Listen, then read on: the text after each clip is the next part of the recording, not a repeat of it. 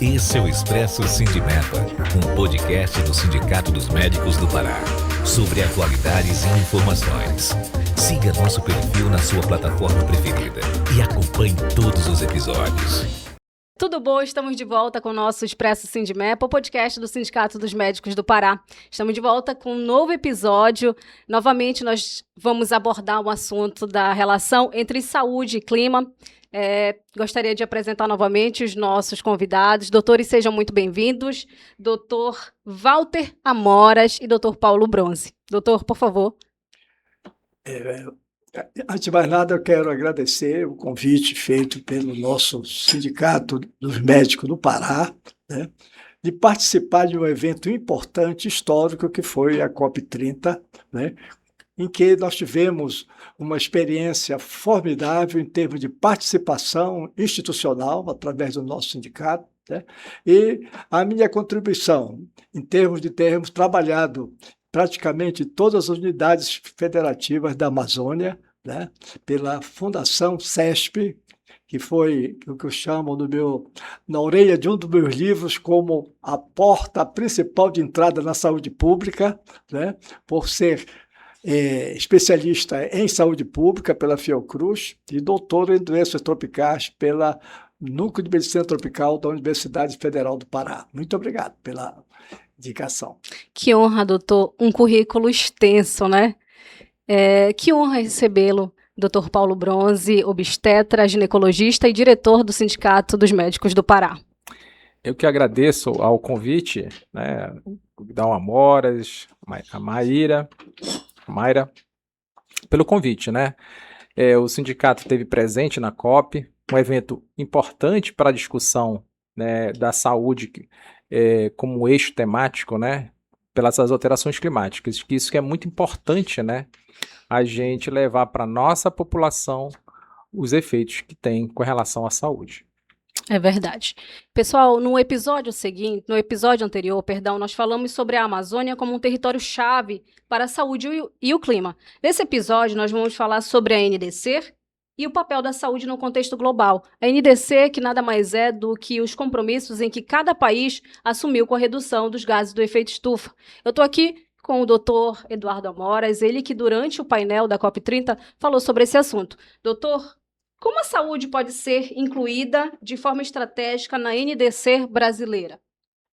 Então, as NDCs, elas estabelecem para que cada grupo de países assumam papéis fortalecedores no que seria o cuidado com a saúde do nosso planeta.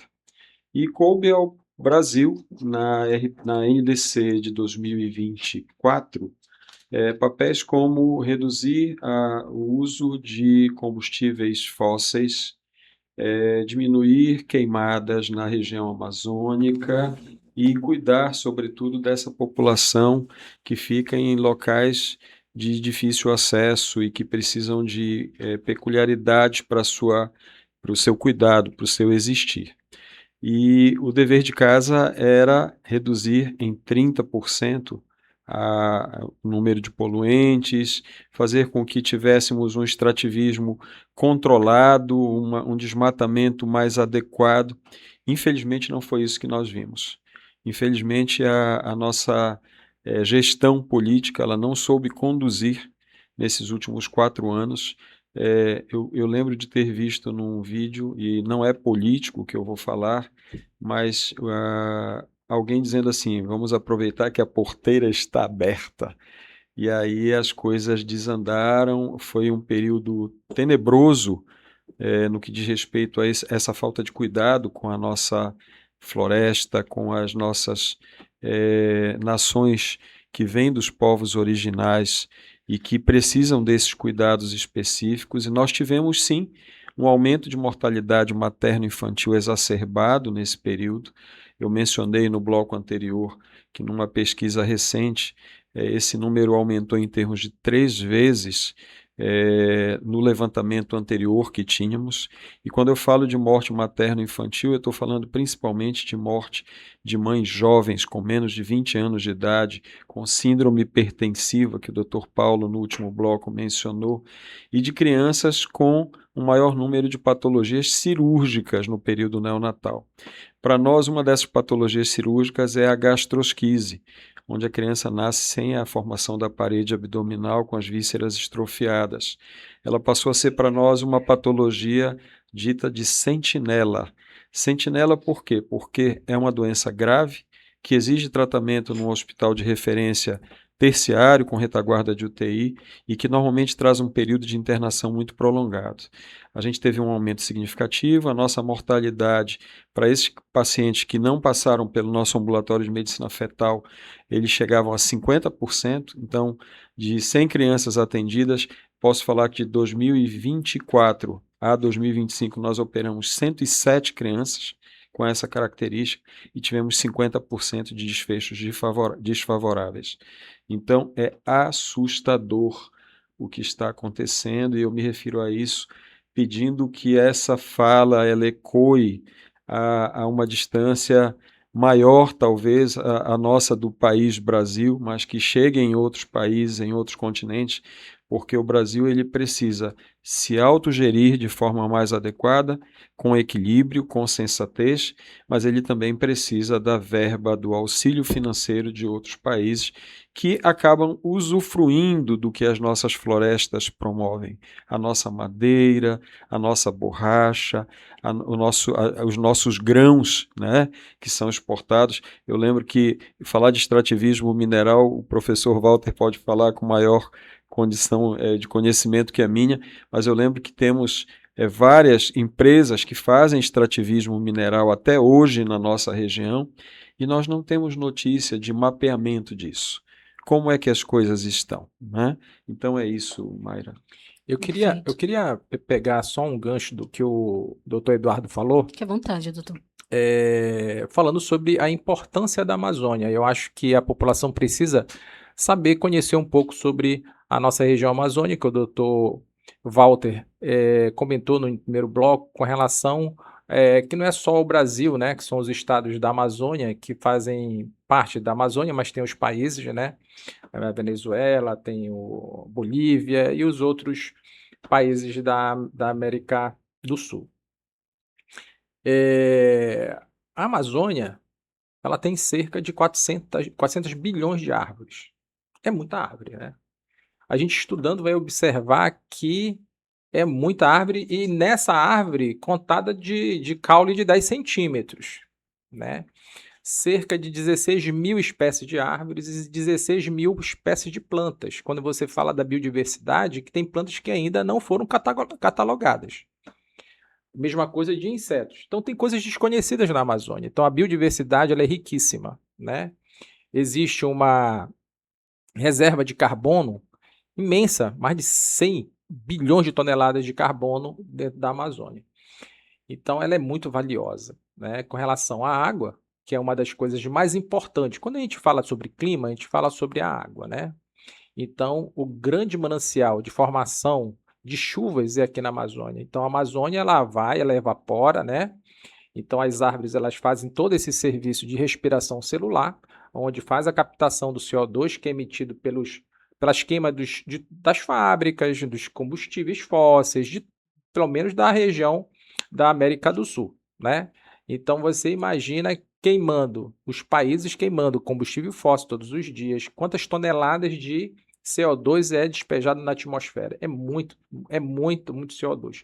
E as árvores elas respiram, elas absorvem o CO2. Então, na fotossíntese, ela vai liberar oxigênio, que mais ou menos 65% do oxigênio a própria árvore respira, mas 35% está para a nossa atmosfera, né? E ela produz também água, né?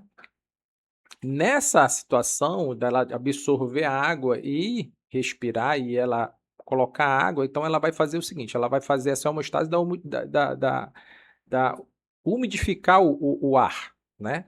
E ela vai fazer verdadeiros rios voadores, que esses rios vão para onde? Pelas correntes que vêm dos oceanos, elas vão levar para onde? Para a região do sul e sudeste da América do Sul. E é onde vão precipitar as chuvas. Mas com o aquecimento global e com o desmatamento, começa o quê? A seca na Amazônia. Então, regiões ficam muito secas. Hoje eu moro no município de Paragominas. Ano passado, nós ficamos 7 a 8 meses sem chuva. Seco, seca, poeira, né? Aí aumento de quê? De queimadas. Aumento de doenças respiratórias. Aumento de viroses, né? Com relação à gripe. Aí aumento da dengue, porque aumenta a temperatura. Então, as outras arboviroses aumentam muito. Isso é um impacto direto para a saúde pública, né? Então, a gente precisa observar que o próprio, quem mora na Amazônia, estou falando aqui de locais como Paragominas, que fica mais no sudeste do estado, mas em outras regiões, como a Marajó secou muito, e outras regiões com dificuldade, às vezes, de pancadas de chuvas absurdas que aumentam o quê? Os alagamentos. Em outras regiões do país, alagamentos. Em outras regiões do país, como São Paulo agora teve o quê? O ciclone. Quer dizer, por quê? Porque o planeta está quente e ele precisa se resfriar. Então, esses desastres naturais, né, impactam diretamente em mortes, né, imediatas e também um aumento do impacto a nível da saúde pública do Brasil.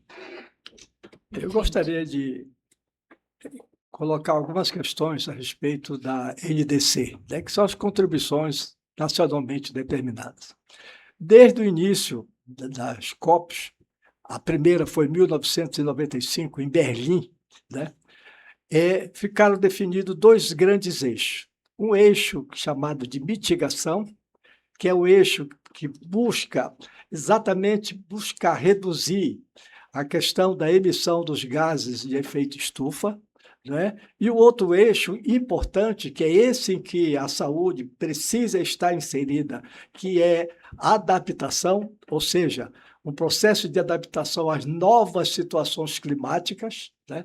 Como é que, na verdade, nós precisamos preparar as cidades, as localidades para esse enfrentamento, e é dentro desses 2 eixos que são feitas as composições para que se tenha, na verdade, planejamentos integrados, que é o fundamental, que se trabalhe as variáveis climáticas, as variáveis de saúde, as variáveis voltadas principalmente para as questões ambientais, que não podem ficar fora, dentro de sistemas de informação estruturados, de modo que possam oferecer informações que precocemente se busque antecipar aquelas medidas para esse enfrentamento. Desse enfrentamento, já podemos considerar que, no campo da saúde, né, os impactos da mudança climática já estão dentro das nossas unidades, já estão afetando os nossos recursos de saúde.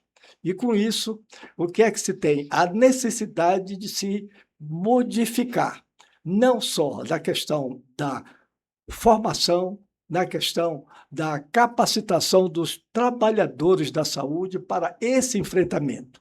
E isso significa, da questão do ensino médico, recomeçar, reinventar o ensino médico, porque nós precisamos ter profissionais competentes para não só entender técnica e cientificamente as questões, como social, política e ambientalmente os enfrentamentos que estão por vir. É uma nova situação que nós estamos encarando e que não vai ser por pouco tempo. Na defesa do nosso planeta, na defesa da nossa região, nós precisamos envolver todos. Todos precisam estar devidamente conscientes da gravidade do sufoco que o nosso planeta Terra está em função do aquecimento global. Perfeito. Muito boa observação, doutor.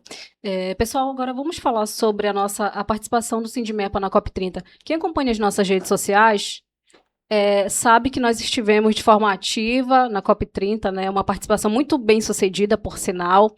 Mas assim, doutor, a participação de entidades médicas na COP é recente, mas apesar de ser recente, ela é transformadora. Qual a importância da presença de instituições como o Sindimepa na COP 30? Como você avalia isso? Bem, eu avalio com muita alegria, né? Porque o movimento sindical, né, que defende a categoria médica, e o Sindicato dos Médicos, né, inserido junto com a Federação Médica Brasileira, ele tem um foco com relação à saúde, uma saúde de qualidade, né? Se você tem médicos satisfeitos, com salários dignos, respeito, você vai ter uma saúde também. A gente luta por uma saúde digna da nossa sociedade, né? Um SUS de qualidade, né? Porque o SUS ele resolve, vamos dizer, 80% a 90% da saúde da população, né? Então, a gente sabe que saúde não é barato, ele é caro, o investimento é extremamente escasso, às vezes, para a área da saúde, quando há corte de verbas em cima da saúde ou educação no nosso país, infelizmente. Mas a gente vai enfrentando isso, né? Então, o sindicato está inserido nisso, né? Quando você tem melhores condições de trabalho para o profissional médico ou de qualquer da outra área de saúde, a gente também enfrenta com relação à melhoria do atendimento e do serviço na área do SUS, tá? E assim, eu acho que a importância foi o único sindicato que até hoje participou, né, de uma COP, né? Então, no Brasil foi o Sindicato dos Médicos do Pará, e eu acho que eu tô muito feliz, né, por essa iniciativa. Eu acho que isso daí foi um divisor de águas para o Sindicato dos Médicos, porque se insere mesmo, né, levando informação para discussão e aí a nível internacional. Tá certo. E para quem não sabe, o Sindicato dos Médicos do Pará começou a atuar em relação à preservação do meio ambiente, conscientização ambiental, muito antes da COP 30. Inclusive, doutor, eu acredito que você poderia falar mais sobre isso.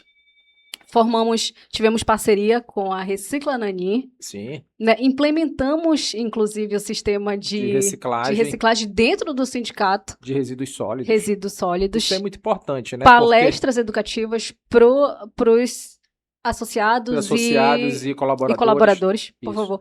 A gente tem uma parceria, né?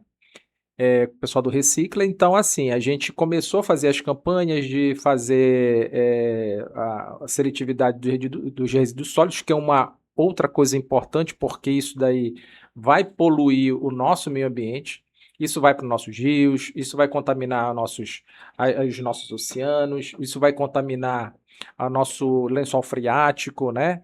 E vai também trazer prejuízos graves, né? Porque o plástico ele não se degrada, ele fica aí por alguns milhares de anos e aí vai contaminando aí o nosso sistema que vai depois trazer prejuízo e muitas vezes doenças. Tá certo. Esse assunto a gente vai abordar com mais profundidade no próximo episódio, não é mesmo, doutor? Com certeza, eu fiquei caladinho porque eu também quero fala, mas eu vou convidar o todos a virem conosco, trazendo seu cafezinho para acompanhar o Expresso Sindimepa no próximo bloco, quando a gente tem muito mais a contribuir, porque a COP30 ela não foi importante só para nossa cidade, para nossa região. Eu tenho certeza que nós conseguimos levar algumas informações muito importantes para todo mundo, e eu acho que isso vai trazer um retorno produtivo para a nossa vida, dos nossos habitantes da região amazônica, que, se Deus quiser, trará mais saúde e maior qualidade de vida. Perfeito. Abraço a todos e vamos até o próximo episódio. Olá, esse é o Expresso Sindimepa, um podcast do Sindicato dos Médicos do Pará, sobre atualidades e informações. Siga nosso perfil na sua plataforma preferida e acompanhe todos os episódios.